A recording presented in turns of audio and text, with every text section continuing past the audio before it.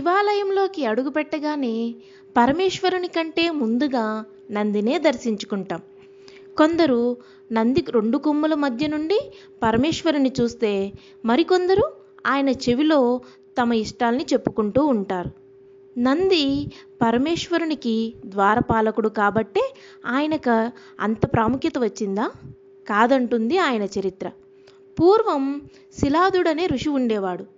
ఎంత జ్ఞానాన్ని సంపాదించినా, ఎంతటి గౌరవాన్ని సంపాదించినా పిల్లలు లేకపోవడం ఆయనకు లోటుగా ఉండేది. ఎలాగైనా సరే తనకు సంతాన భాగ్యం కలిగేందుకు పరమశివుని కోసం తపస్సు చేయసాగాడు. ఏళ్ళు ఊళ్ళు గడిచిపోయాయి. ఎండ వాన వచ్చాయి.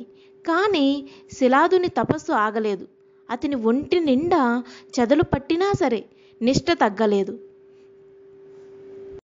ఎట్టకేలకు శిలాదుని ఎదుట ప్రత్యక్షమయ్యాడు మహాదేవుడు.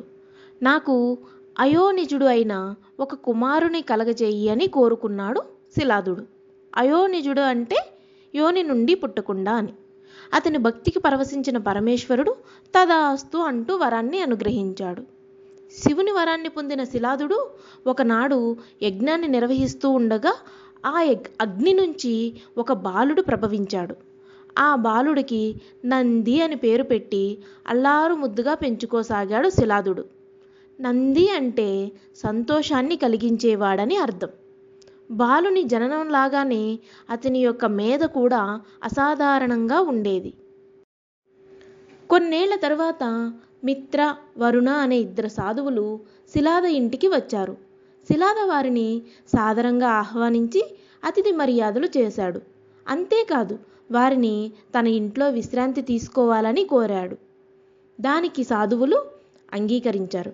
శిలాద వెంటనే నందిని పిలిచి, వీరు ఇక్కడున్నంత కాలం ఏ లోటు లేకుండా జాగ్రత్తగా చూసుకోమని చెప్పాడు.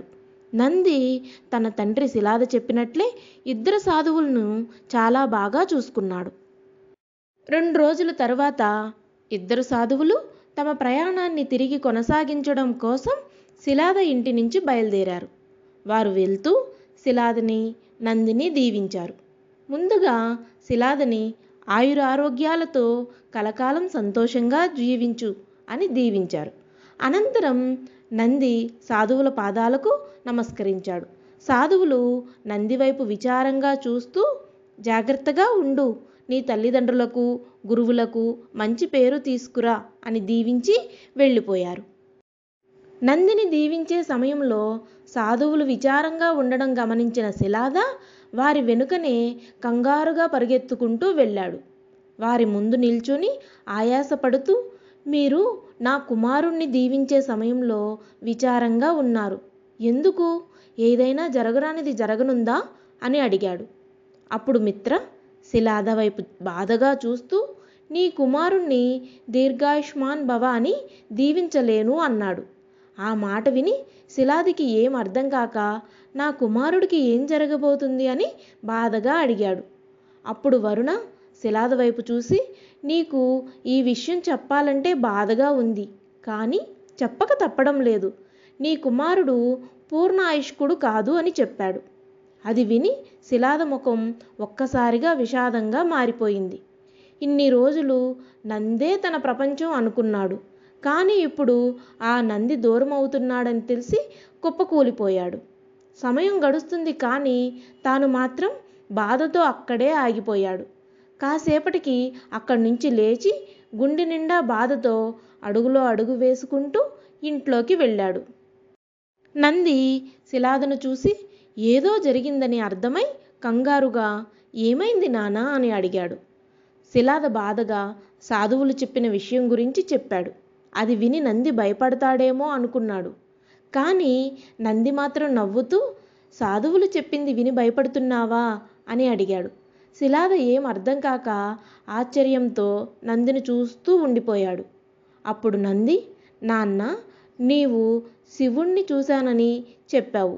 శివుణ్ణి చూసిన వారు ఇలా సాధువులు చెప్పిన దానికి భయపడరు.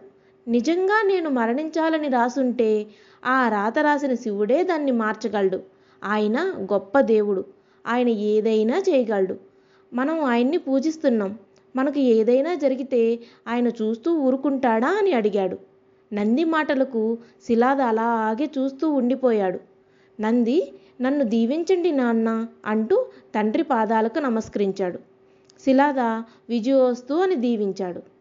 నంది భువన నదికి వెళ్ళి భక్తి శ్రద్ధలతో శివుణ్ణి స్మరిస్తూ తపస్సు చేయడం మొదలుపెట్టాడు. నంది తపస్సుకు మెచ్చిన శివుడు అచిరకాలంలోనే అతనికి ప్రత్యక్షమయ్యాడు. శివయ్యను చూసిన నందికి నోటమాట రాలేదు. ఆయన పాదాల చెంత ఉండే అదృష్టం లభిస్తే ఎంత బాగుండో కదా అనుకున్నాడు. అందుకే తన ఆయుష్ గురించో ఐశ్వర్యం గురించో వరం కోరుకోకుండా అచిరకాలం నీ చెంత ఉండే భాగ్యాన్ని ప్రసాదించు స్వామి అని శివుణ్ణి వేడుకున్నాడు నంది. అలాంటి భక్తుడు తన చెంత ఉంటే శివునికి కూడా సంతోషమే కదా. అందుకే నందిని వృషభ రూపంలో తన వాహనంగా ఉండిపోమ్మంటూ అనుగ్రహించాడు. ఆనాటి నుండి శివుని ద్వారపాలకునిగా ఆయన్ను కాచుకుని ఉంటూ ఆయన ప్రమదగణాల్లో ముఖ్యునిగా కైలాసానికి రక్షణను అందిస్తూ తన జీవితాన్ని ధన్యం చేసుకున్నాడు నంది. శివుడికి నంది ఎంత మంచి సేవకుడు అనే దాని మీద ఒక మంచి కథ కూడా ఉంది. క్షీరసాగర మదనంలో హాలాహలం అనే విషం వెలువడినప్పుడు దాని నుండి లోకాలను కాపాడేందుకు శివుడు ఆ విషాన్ని మింగి గరళకంఠునిగా మారాడు. ఆ సమయంలో కొద్దిపాటి విషం కిందికి ఒలికిందంట. అప్పుడు శివుని చెంతే ఉన్న నంది ఏమాత్రం ఆలస్యం చేయకుండా ఆ కాస్త విషాన్ని ఆరగించేశాడు. మహాదేవతలే హాలాహలానికి భయపడి పారిపోతుండగా నంది మాత్రం కేవలం శివుని మీద ఉన్న నమ్మకంతో దాన్ని చప్పరించేసి నిశ్చింతంగా నిల్చున్నాడు. నంది వెనుక ఇంత చరిత్ర ఉంది కాబట్టే ఆయనను శివునికి సేవకునిగా కాకుండానే ముఖ్య భక్తునిగా కూడా భావిస్తారు. తమిళనాట ఆయనను అష్టసిద్ధులు కలిగిన వానిగా, జ్ఞానిగా, ప్రమద గురువుగా ఒకనిగా భావిస్తారు. శైవమత ప్రభావం అధికంగా ఉన్న కర్ణాటకలోని బసవన్న గుడి, మైసూరు వంటి ప్రదేశాల్లో నందికి ప్రత్యేకించి ఆలయాలు ఉన్నాయి. ఇక తెలుగునాట లేపాక్షి, అనంతపురంలో మహానంది, కర్నూలు వంటి క్షేత్రాల్లో నందీశ్వరుని ప్రత్యేకంగా చూస్తారు. శివుడు ఉన్నంతకాలం ఆయన భక్తుడైన బసవన్నకి కూడా ఏ లోటు ఉండదు. సర్వే జన సుఖినో భవంతు. Please like, comment, share and subscribe. Thank you friends.